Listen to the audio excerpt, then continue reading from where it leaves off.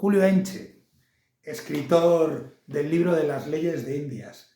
Quiero leer tu libro, pero como igual que antes hablábamos de Isabel la Católica y hablamos de al menos 5 razones para decir que era esa gran reina que transformó el mundo, dame 5 razones para decir que este es ese gran libro que debo leer para transformar mi mente. Bien, bueno, primero es importante conocer una realidad de España y de Hispanoamérica, que era una parte importante de España, que rigió durante 300 años, nada más y nada menos. Estudiamos constituciones que han durado pocos años, como la Segunda República, la estudiamos y duró 5 años. Eso fue una normativa que alteró poco el orden político o durante muy poco tiempo. O estudiamos códigos civiles y códigos mercantiles que han durado unas décadas. Y aquí tenemos un sistema legal de más de 300 años.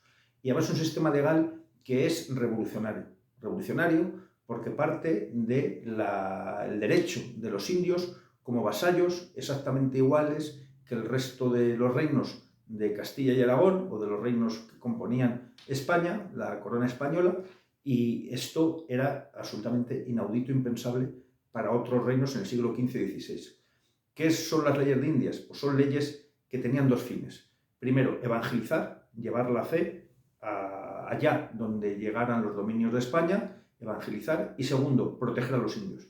Proteger a los indios, ojo, pensamos proteger a los indios de los españoles. No, proteger a los indios de los españoles y de los propios indios, porque la esclavitud se practicaba entre los propios indios. Los indios practicaron la esclavitud con españoles, como Jerónimo Aguilar, que fue intérprete de Hernán Cortés, o Gonzalo,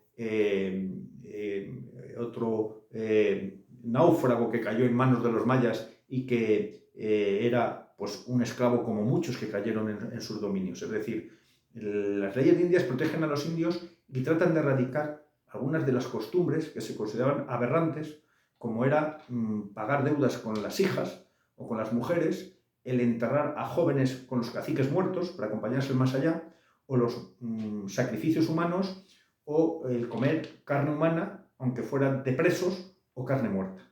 Esto lo pongo como ejemplo para que nos demos cuenta que las sociedades que se encontraron, muy diferentes y muy heterogéneas y de mucho conflicto entre ellas mismas, lo que vino a hacer es a civilizar, a dar un paso en la humanidad importante a unos territorios que en algunos casos no habían llegado ni siquiera al neolítico, porque no tenían ni siquiera las prácticas agrícolas que existían en otras partes de la Tierra.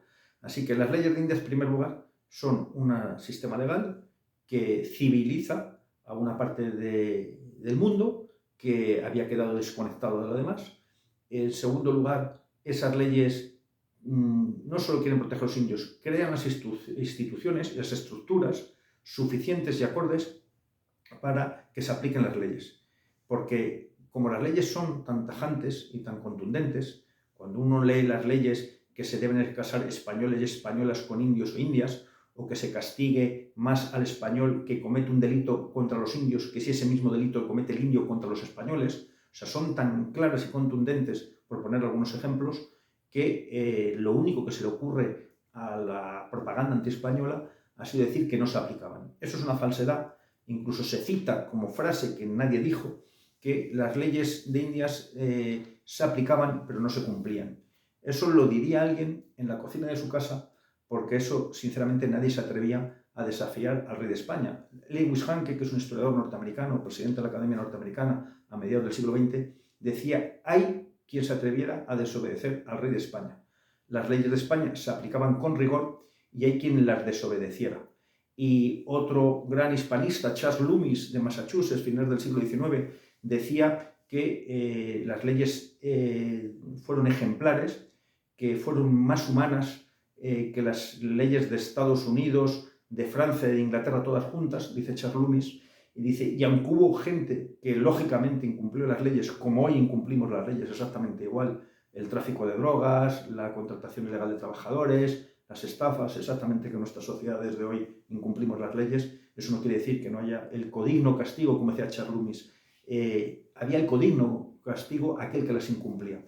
O sea que existían estructuras, existían leyes y por último tenemos todos los antecedentes en el Archivo de Indias, que son los juicios de residencia, que es el control al que se sometían todos los funcionarios reales, todos sin excepción, al acabar su mandato, que consistía en estar retenido en la ciudad, por eso se llamaba juicio de residencia, donde residían, con el objetivo de juzgar si se habían aplicado las leyes y cuáles habían sido, en particular, el trato a los indios y la gestión de los impuestos reales. Y esas causas están completamente documentadas. Así que la conclusión de mi libro es: existía un ordenamiento jurídico pleno y eficaz, lo que entendemos los juristas como un ordenamiento pleno y eficaz, que es un sistema legal que regulaba todos los aspectos importantes de la sociedad, las instituciones, estructuras para controlar el cumplimiento de las leyes y, por último, los juicios, la aplicación de las leyes mediante juicios a todos los funcionarios reales por el que pasaron y condenaron a gente tan significativa como el virrey Solís, a gente como Gonzalo y Pedro de Heredia, que fueron encarcelados, embargados sus bienes, el propio Colón. Vino el tercer viaje engrilletado.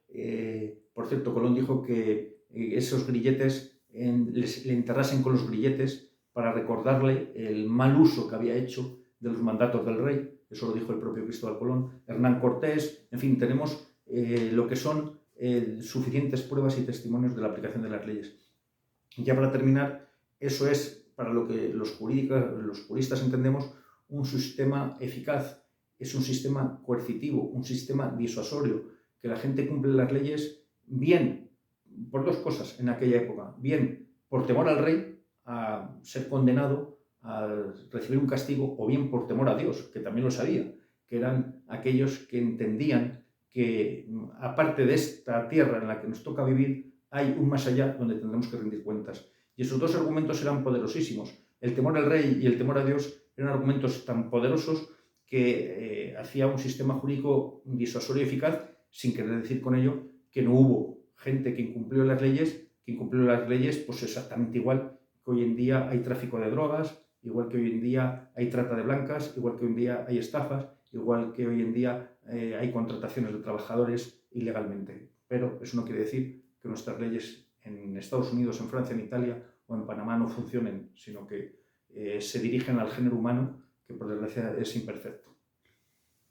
Me ha encantado, me ha convencido, voy a tener que leerlo, pero sobre todo quiero que muestres a la cámara esa cubierta que tiene tan bonita. Sí. Acércala así un poco. Isabel la Católica. Sí. Este es el monumento a Isabel la Católica. Es una portada que yo considero una cubierta que considero bella. Es un tapadura imprescindible, sí, que yo creo que además queda muy bien ahí encuadrado donde lo has puesto, que la gente debe tener en casa para completar los conocimientos, claro, que tiene de la hispanidad y del sistema que llevó a cabo la monarquía hispánica durante más de 2 y 3 siglos. Totalmente. Además, bueno, el retrato de este monumento de Isabel la Católica en Madrid tiene su razón de ser, porque aquí nació el libro, aquí nació mi idea, en estos actos que tenemos cada año de homenaje a Isabel la Católica. Es decir, de aquí surgió una charla sobre las leyes de Indias y aquí nació este libro. Pero es que además la reina Isabel es la verdadera precursora de este sistema legal y de este sistema antecedente de los derechos humanos que gracias a él, pues bueno, cambió la humanidad y mejoró la humanidad. Luego tratamos de mejorarla cada vez que podemos, pero ella sin duda lo logró. Julio Enche, muchas gracias. Es un placer entrevistarte y que te hayas sometido a todas estas preguntas que te hemos hecho acerca de Isabel la Católica.